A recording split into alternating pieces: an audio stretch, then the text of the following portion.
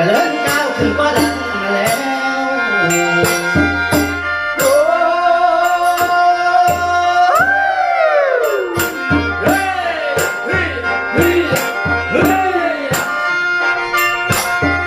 บัดนี้ยังกดจะดอกไข่ตาผ่านโอ้ยเป็นเสียงน้ำก็หนาขอเก่าส่งเข้ามาดินแดนนี่ละสนคนกาแม้ว่าสื่อสารมาตั้งแต่เขาอริยธรรมอริสื่อละนาองค์พระธาตุสีโคตบองเป็นคือล้วนใจแก่เงาสาวพี่น้องภาษาแล้ว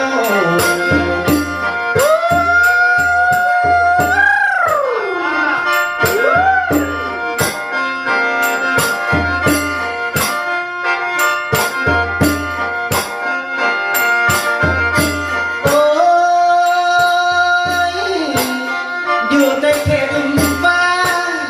มีแดงแดงขมวดเท่านั้นมนต์ศักดิ์สิท